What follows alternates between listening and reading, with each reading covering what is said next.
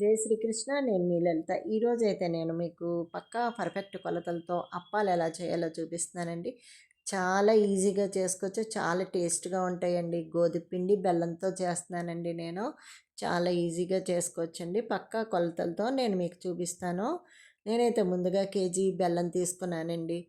మీరు గోధుమ పిండికి బెల్లం సమాన కొలతలతో తీసుకోవచ్చండి. మీరు పావు కేజీ బెల్లం తీసుకుని పావు కేజీ గోధుమ పిండి వేసుకోవచ్చు. లేదు అర కేజీ తీసుకుని అర కేజీ గోధుమ పిండి వేసుకోవచ్చండి. నేనైతే కేజీ బెల్లం తీసుకున్నాను.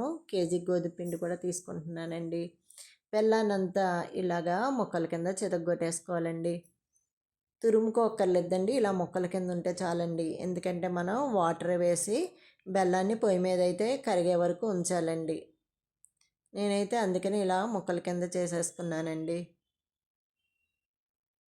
ఈ ముక్కలన్నిటినీ ఒక గిన్నెలోకి అయితే తీసేసుకుంటున్నాను. ఈ గిన్నె పొయ్యి మీద పెట్టి మనం ఈ బెల్లం అంతా కరిగాక గోధుమ పిండి కూడా ఇందులోనే వేసి కలపాలి కాబట్టి ఈ గిన్నె అయితే తీసుకున్నానండి నేను. ఇప్పుడు ఇందులోకి ఒక గ్లాసుడు వాటర్ అయితే వేస్తున్నానండి. మీకు కొలత కూడా చూపిస్తున్నాను. గ్లాస్ వాటర్ అంటే ఏ గ్లాసో అనుకోక్కర్లేదు. మీరు ఏ గ్లాస్తో వేసుకున్నా బెల్లంలో చేయి పెడితే ఒక అరంగుళం వాటర్ ఉండేలా చూసుకుంటే సరిపోతుందండి. మొత్తం అంతా ఒకసారి ఇట్లాగా కలిపేస్తున్నానండి. ఇప్పుడైతే స్టవ్ మీద పెడుతున్నాను. స్టవ్ అయితే వెలిగించేసుకుంటున్నానండి. జస్ట్ మనకి బెల్లం కరిగితే సరిపోతుందండి. దీనికి ఎటువంటి పాకము అవసరం లేదండి. చూడండి బెల్లం అంతా కరిగిపోయింది. ఎలా మరుగుతుందో చూశారు కదా వాటరు. అంతేనండి, చాలా సింపుల్గా చేసుకోవచ్చు. కానీ పర్ఫెక్ట్ కొలతలతో చేసుకోవాలండి. ఏది ఎక్కువైనా ఈ అప్పాలైతే రావండి. రెండు సమానంగా మటుకు తీసుకోవాలి. ఇప్పుడు నేను కేజీ బెల్లము కేజీ గోధుమపిండి తీసుకుంటున్నాను కదండి. ఒక 3 స్పూన్లు బియ్యం పిండి అండి ఇది. 3 స్పూన్లు బియ్యం పిండి తీసుకున్నాను. ఎందుకంటే క్రిస్పీగా రావడానికి బియ్యం పిండి అయితే ఇలా 3 స్పూన్లు తీసుకోవాలి. నేను కేజీ గోధుమ పిండి తీసుకున్నానండి. గోధుమ పిండి కూడా ఇందులో వేస్తున్నాను. స్టవ్ అయితే ఆపేసుకోవాలండి. స్టవ్ ఆపేసుకొని గోధుమ పిండి కలుపుకోవాలండి. ఒక చేత్తో గోధుమ పిండి వేసుకుంటూ ఒక చేత్తో ఇట్లా కలుపుకుంటూ ఉంటే బాగా కలుస్తుందండి. లేతే గడ్డలు కట్టేస్తుందండి. అందువల్ల గోధుమ పిండి వేసుకుంటూ ఇలా తిప్పుతూ ఉండాలండి.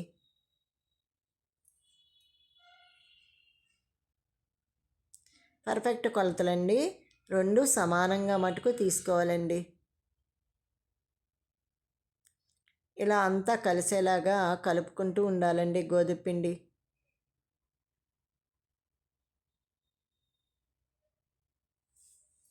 మొత్తం ఇలా కలిసేలా కలుపుకుంటూ ఉంటే చక్కగా సరిపోతుందండి. పిండిని చక్కగా చల్లారకుండా మూత పెట్టుకొని మనం ముద్దలు చేసుకోవాలండి. ఎందుకంటే పిండి ఆరిపోతాయండి. మనం ముద్ద చేయడానికి కానీ అప్పం వత్తడానికి కానీ ఇబ్బంది అవుద్ది. అందువల్ల ఆరకుండా చక్కగా మూత పెట్టుకొని ముద్దలు చేసుకుంటూ ఉండాలండి. ఇలా ఉండలు చేసుకుంటూ ఉంటే సరిపోతుంది.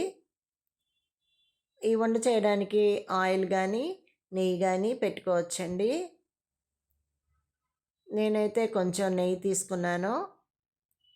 నెయ్యి చేయి తడుపుకొని ఇట్లా ముద్దల కింద చేసి అప్పాలు ఒత్తుతున్నానండి. నేను అదే గోధుమ పిండి ప్యాకెట్ మీద అప్పాలు అయితే ఒత్తేసుకుంటున్నానండి. దీన్ని ఇలా ప్లాస్టిక్ కవర్ మీదే ఒత్తుకోవాలండి. క్లాత్ మీద అయితే రావు మనకి. మొత్తం పిండి అంతా ఇట్లా అప్పాల కింద ఒత్తుకోవాలండి. ఎవరైనా మనకి హెల్ప్ చేసేవాళ్ళు ఉంటే ఇలా అప్పాలు ఒత్తుకుంటూ ఉండగానే మనం పొయ్యి వెలిగించి ఆయిల్ పెట్టేసుకుని అప్పాలు వేపేసుకోవచ్చండి. పిండిని మటుకు ఆరనివ్వకుండా మూత పెట్టుకొని ముద్దలు చేసుకొని ఇలా అప్పాలు అయితే చేసుకోవాలి. నేను ఆయిల్ అయితే పెట్టేశాను. ఆయిల్ అయితే మరిగింది చూశారు కదా. ఇప్పుడు ఇందులోకి అప్పాలు అయితే వేసేసుకుంటున్నానండి. ఎక్కువ అప్పాలు వేయకూడదండి. ఎందుకంటే ఇరిగిపోయే ఇది ఉంది. అందువల్ల సరిపడా కొన్ని వేసుకుంటే సరిపోతుందండి. నేనైతే ఒక 6 అప్పాలు అయితే వేసానండి.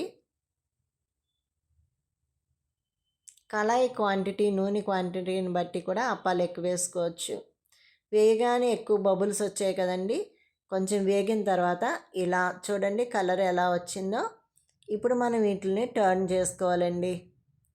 వెనక్కి తిప్పుకుంటే సరిపోతుంది.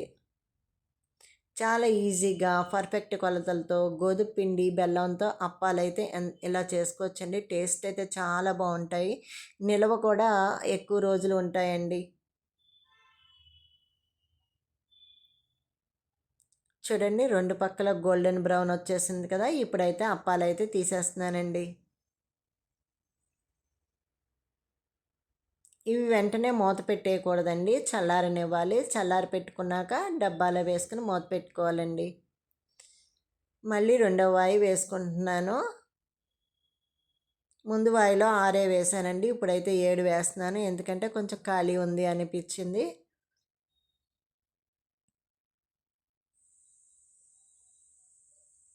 పక్కన మనకి ఇలా అప్పాలు ఒత్తేవాళ్ళు ఉంటే చక్కగా ఈజీగా చేసేసుకోవచ్చండి. ఇలా నేనైతే అప్పాలన్నీ చేసేసుకున్నానండి. నాకైతే దగ్గర దగ్గర ఒక 70 అప్పాల దాకా అయినాయండి. కేజీ బెల్లం, కేజీ గోధుమ పిండికి ఒక 70 అప్పాలైతే అయినాయండి.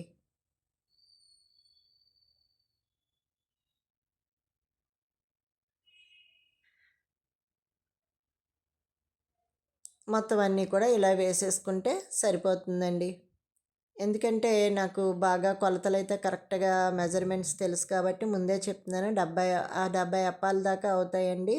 ఆల్రెడీ నేను చాలా సార్లు చేసుకున్నాను కాబట్టి నాకు ఐడియా ఉంటుంది. అందుకనే ముందుగా చెప్తున్నాను 70 అప్పాలైతే అయినాయని. ఎందుకంటే మనం ఒత్తేటప్పుడే మనకి ఎన్ని చేసామన్నది లెక్క తెలిసిపోతుంది కదండీ!